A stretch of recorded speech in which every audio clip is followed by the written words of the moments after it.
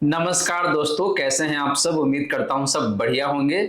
So friends, investor pride के एक और नई वीडियो में आप सभी का स्वागत है। एंड गेज आज के इस वीडियो में हम लोग बात करने वाले हैं कि भाई अगर आप एक लॉन्ग टर्म इन्वेस्टर है म्यूचुअल फंड्स में, आपका टाइम होराइजन यानी कि जो इन्वेस्टमेंट होराइजन है वो कहीं ना कहीं 12 से 15 साल का है या फिर उससे ज्यादा का है। इन दैट केस आपको अपने पोर्टफोलियो में small cap and mid cap fund का जो कॉम्बिनेशन है वो जरूर होना चाहिए। और अगर आप थोड़ा सा ज्यादा रिस्क लेना चाहते हैं, इन दैट केस मैं आज के इस वीडियो में बताने वाला हूं दो स्मॉल कैप एंड दो मिड कैप फंड्स का कॉम्बिनेशन का, जो कि आप एक साथ एक ही पोर्टफोलियो में रख सकते हैं। और फ्रेंड, जैसे मैंने आपको बताया कि भाई लॉन्ग टर्म में small cap and mid cap का जो फंड्स है वो मिरेकल क्रिएट कर सकता है। आप सभी के लिए पैसा काफी शानदार तरीके से बन के आ सकता है। वहीं गाइस, अगर आपके मन में कोई डाउट है या फिर कोई क्वेश्चन है म्यूचुअल फंड को लेके, देन आप अपना क्वेश्चन कमेंट सेक्शन में पूछ सकते हैं। वीडियो अच्छा लगे तो आप वीडियो को लाइक कर सकते हैं, चैनल को सब्सक्राइब कर सकते हैं। और फ्रेंड्स, यूट्यूब पे एक नया फीचर आया है कि भाई आप इस वीडियो को हाइप भी कर सकते हैं।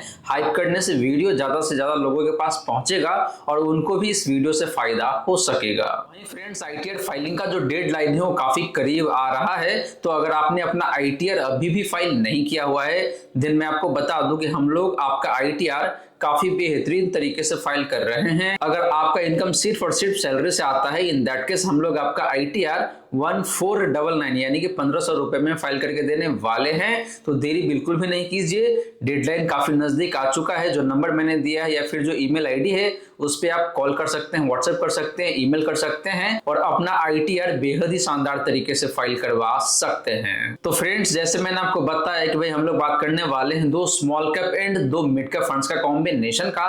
तो चलिए पहले बात करते हैं मिड कैप फंड्स का, इसके बाद हम लोग बात करने वाले हैं स्मॉल कैप फंड का। एंड फ्रेंड्स, एक बात और मैं बता दूं आप सभी को कि जो सेम कैटेगरी के दो फंड्स है उसको हम लोग पोर्टफोलियो ओवरलैपिंग है उससे देखने की कोशिश करेंगे कि कितना यूनिक है दोनों ही फंड का पोर्टफोलियो, सो दैट आपके लिए काफी शानदार हो आने वाले टाइम में। तो चलिए पहले बात करते हैं मिड कैप कैटेगरी के म्यूचुअल फंड्स के बारे में। फ्रेंड्स, पहले बात करते हैं स्मॉल कैप फंड्स का। तो हम लोग तीन फंड्स के बारे में बात करने वाले हैं। पहला फंड है Bandhan small cap fund, second fund है ITI small cap fund and तीसरा फंड है इन्वेस्को स्मॉल कैप फंड। और इन तीनों फंड्स को हम लोग कंपेयर करेंगे इसके बेंचमार्क इंडेक्स से।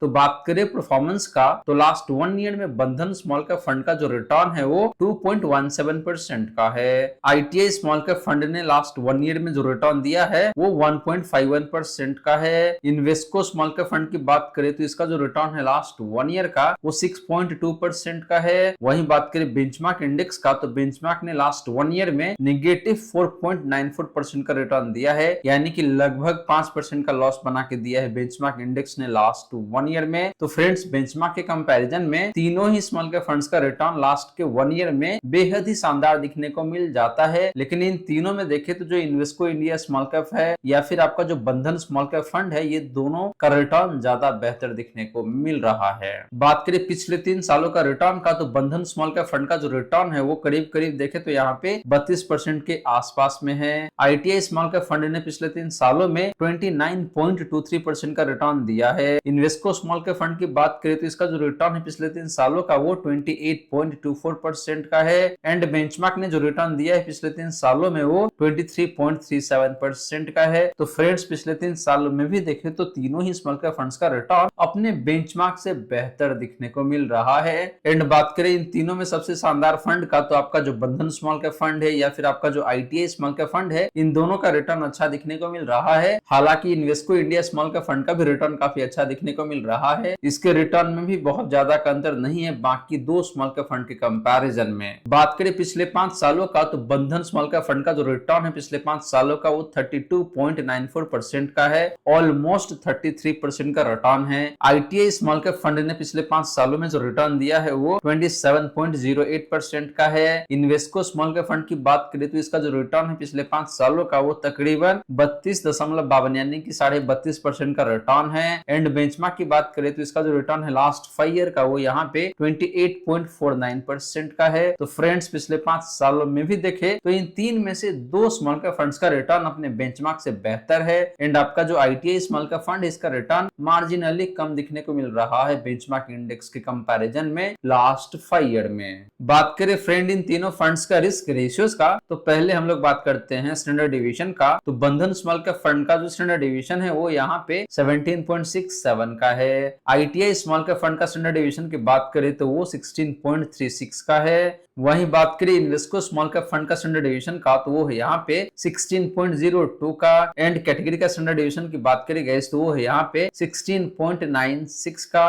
तो फ्रेंड स्टैंडर्ड डिवीजन के मामले में देखें तो जो इन्वेस्को स्मॉल कैप फंड है ये फंड ज्यादा बेहतर दिखने को मिल रहा है, क्योंकि इस फंड का स्टैंडर्ड डिवीजन कम है और इससे यही पता चलता है कि भाई इस फंड का रिटर्न कम वोलेटाइल रहता है। बात करें शार्प रेशियो का, तो बंधन स्मॉल कैप फंड का जो शार्प रेशियो है वो है यहाँ पे 1.38 का। ITI स्मॉल कैप फंड का शार्प रेशियो की बात करी गई तो वो है यहाँ पे 1.36 का। बात करें इन्वेस्को स्मॉल कैप फंड का शार्प रेशियो का, तो वो कहीं ना कहीं 1.3 के आसपास में है, एग्जैक्टली 1.27 का है। एंड कैटेगरी का शार्प रेशियो की बात करें तो वो 1.01 का है। तो फ्रेंड शार्प रेशियो के मामले में देखें तो तीनों फंड्स बेहतर है अपने कैटेगरी से। एंड जो बंधन स्मॉल कैप फंड है या फिर आपका जो ITI स्मॉल कैप फंड है, ये दोनों फंड्स ऑलमोस्ट सिमिलर लाइन पे ही दिखने को मिल रहा है शार्प रेशियो के मामले में। बात करी गई अल्फा का, तो बंधन स्मॉल कैप फंड का जो अल्फा है वो है यहाँ पे 8.19% का। ITI स्मॉल कैप फंड का अल्फा है आपका 7.56% का। इन्वेस्को स्मॉल कैप फंड का अल्फा की बात करें तो वो 6.01% का है। एंड कैटेगरी का अल्फा की बात करी गई तो वो है यहाँ पे 1.59% का। तो फ्रेंड्स अल्फा के मामले में भी देखें तो तीनों ही स्मॉल कैप फंड्स अपने कैटेगरी से बेहद ही शानदार दिखने को मिल रहा है।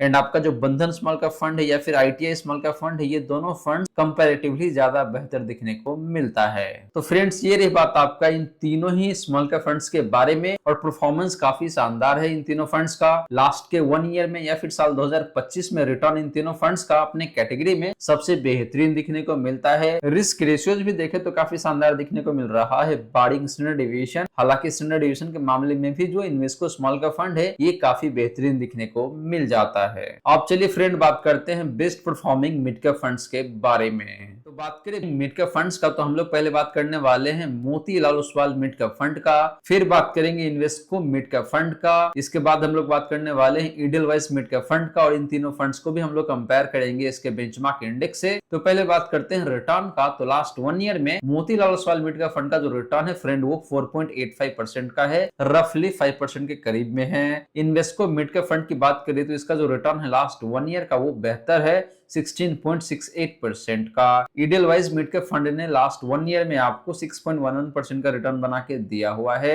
एंड बेंचमार्क की बात करें तो इसने आपको लास्ट 1 ईयर में लॉस बना के दिया है 2.74% का। तो फ्रेंड्स लास्ट 1 ईयर में तीनों ही मिड कैप फंड्स का रिटर्न अपने बेंचमार्क से बेहद ही शानदार देखने को मिल जाता है। स्पेशली बात करें इन्वेस्को मिड कैप फंड का, तो इसका रिटर्न काफी लाजवाब है लास्ट 1 ईयर में, रफली 16.5% के करीब में। बात करें पिछले 3 सालों का, तो Motilal Oswal mid cap fund का जो रिटर्न है वो तकरीबन 29.5% का दिखने को मिल रहा है। इन्वेस्को मिड कैप की बात करें तो इसका जो रिटर्न है लास्ट 3 ईयर का वो 30.32% का है। बात करें इडलवाइस मिड कैप फंड का, तो इसका रिटर्न पिछले 3 सालों में लगभग 27% के करीब में दिखने को मिल रहा है। एंड बेंचमार्क ने जो रिटर्न दिया है पिछले 3 सालों में वो तकरीबन 23% के आसपास का दिखने को मिल जाता है। तो फ्रेंड्स पिछले 3 सालों में भी इन तीनों ही मिड कैप फंड्स का रिटर्न अपने बेंचमार्क से तो बहुत अच्छा दिखने को मिल रहा है। एंड आपका जो Motilal Oswal mid cap fund है या फिर इन्वेस्को मिड कैप फंड है, इन दोनों फंड्स का रिटर्न ऑलमोस्ट सिमिलर लाइन पे दिखने को मिल रहा है, बहुत ज्यादा का अंतर नहीं है। बात करें पिछले 5 सालों का, तो Motilal Oswal mid cap fund का जो रिटर्न है वो तकरीबन 35% के करीब में दिखने को मिल रहा है। इन्वेस्को मिड कैप फंड ने भी आपको पिछले 5 सालों में लगभग 30% का रिटर्न बना के दिया हुआ है। इडलवाइस मिड कैप की बात करें तो इसका जो रिटर्न है पिछले 5 सालों का वो 31.10 यानी कि 31% के करीब का रिटर्न है। एंड बेंचमार्क की बात करें तो इसका जो रिटर्न है पिछले 5 सालों का वो तकरीबन 27 से 28% के आसपास में दिखने को मिल रहा है। तो फ्रेंड्स पिछले 5 सालों में भी देखिए तो तीनों ही मिड कैप फंड्स का रिटर्न अपने बेंचमार्क से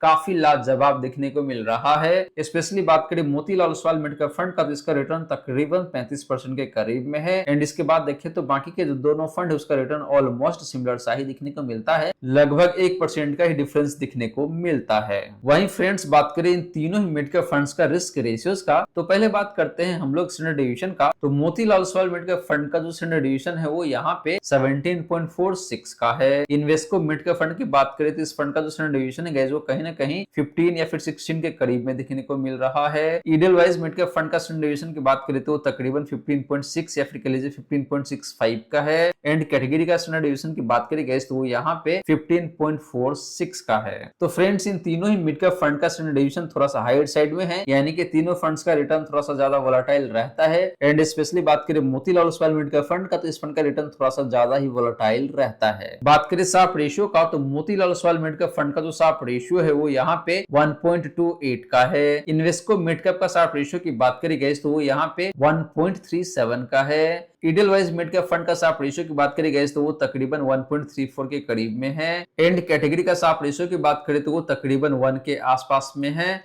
तो फ्रेंड्स आप रेशियो भी देखें तो इन तीनों ही मिड कैप फंड्स का अपने कैटेगरी से बेहतरीन दिखने को मिल जाता है। लास्टली बात करी गई अल्फा का, तो Motilal Oswal mid cap fund का जो अल्फा है वो यहाँ पे 7.28% का है। इन्वेस्को मिड कैप फंड की अल्फा की बात करें तो वो 5.83 लगभग 6% के करीब में दिखने को मिल रहा है। बात करें ईडलवाइज मिड कैप फंड का अल्फा का, तो वो 3.37% का है। एंड कैटेगरी का अल्फा की बात करें तो वो 0.3% का है। तो फ्रेंड्स अल्फा के मामले में भी देखें तो ये तीनों ही फंड्स काफी शानदार है, यानी कि इन तीनों फंड्स ने अपने बेंचमार्क इंडेक्स को पिछले 3 सालों में कम से कम 3.5% से बीट किया हुआ है और मैक्सिमम की बात करें तो लगभग 7.25% से बीट किया हुआ है, जो कि काफी शानदार नंबर है। तो गाइस ये तो हमने बात किया कि भाई मिड कैप कैटेगरी से वो 3 म्यूचुअल फंड्स कौन कौन सा है जो कि काफी शानदार तरीके से परफॉर्म किया हुआ है साल 2025 में या फिर पिछले 1 साल में। तो चलिए फ्रेंड हम लोग बात कर लेते हैं इन सारे ही फंड्स का पोर्टफोलियो ओवरलैपिंग का।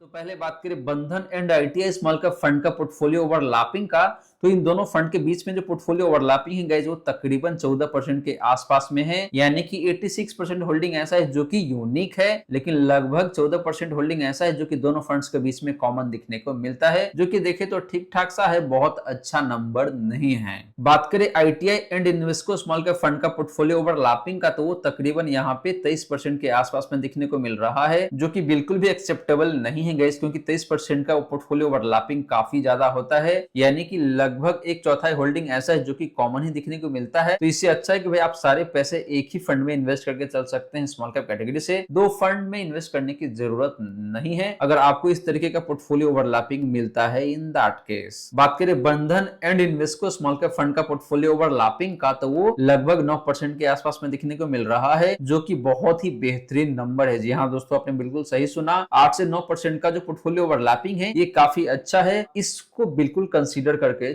चल सकते हैं। कहने का मतलब ये है कि अगर आप स्मॉल कैप कैटेगरी से इन 3 में से 2 फंड को एक साथ अपने पोर्टफोलियो में रखना चाहते हैं, इन दैट केस बंधन small cap and Invesco small cap fund आपके लिए काफी बेहतरीन हो सकता है, लेकिन आपको इन दोनों फंड्स का जो परफॉर्मेंस है, रिस्क पैरामीटर है, उसको भी ध्यान में रखने की जरूरत है। वहीं बात करेंगे मिड कैप फंड्स का पोर्टफोलियो ओवरलैपिंग का, तो पहले बात करेंगे Motilal Oswal mid cap fund का and Invesco mid cap fund का पोर्टफोलियो ओवरलैपिंग का, तो वो है यहाँ पे 16% का। Invesco and Edelweiss mid cap fund का पोर्टफोलियो ओवरलैपिंग की बात करें तो वो यहाँ पे 27.3% का है, जो कि काफी एक्सेसिव है, ये तो बिल्कुल भी एक्सेप्टेबल नहीं है गाइस। एंड बात करें Motilal Oswal mid cap fund का and Edelweiss mid cap fund का पोर्टफोलियो ओवरलैपिंग का, तो ये भी देखे तो तकरीबन 16% के आसपास में देखने को मिल रहा है। तो फ्रेंड्स अगर आप मिड कैप कैटेगरी से किसी एक कॉम्बिनेशन को चूज करना चाहते हैं, इन दैट केस या तो Motilal Oswal mid cap fund and Invesco mid cap fund हो सकता है, या फिर Motilal Oswal mid cap fund and Edelweiss mid cap fund का कॉम्बिनेशन हो सकता है। तो आप इन दोनों कॉम्बिनेशन में से किसी एक कॉम्बिनेशन को चूज कर सकते हैं,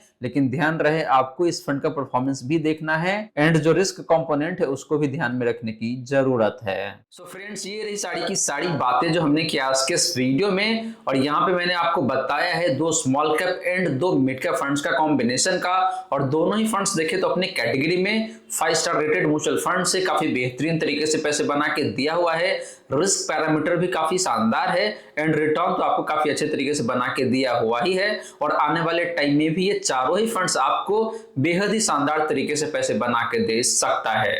बट गाइस ध्यान रहे, इन्वेस्ट करने से पहले आपको खुद भी रिसर्च करना है, जरूरत पड़ने पे अपने फाइनेंशियल एडवाइजर से भी कंसल्ट कर सकते हैं, उसके बाद ही आपको कंसीडर करना है इन चारों ही म्यूचुअल फंड्स को। सो गाइस आशा करता हूं जितनी भी बातें मैंने बताने की कोशिश किया है सारी की सारी बातें आपको समझ में आ गया होगा। मन में अगर कोई डाउट है या फिर कोई क्वेश्चन है तो कमेंट सेक्शन में पूछ सकते हैं। वीडियो अच्छी लगी हो तो वीडियो को लाइक कर सकते हैं, वीडियो को शेयर कर सकते हैं, चैनल पे नए हैं तो चैनल को सब्सक्राइब कर सकते हैं और वीडियो को हाइप भी कर सकते हैं। So friends, thank you so much for watching this video. मिलते हैं नेक्स्ट वीडियो में। जय हिंद, जय भारत।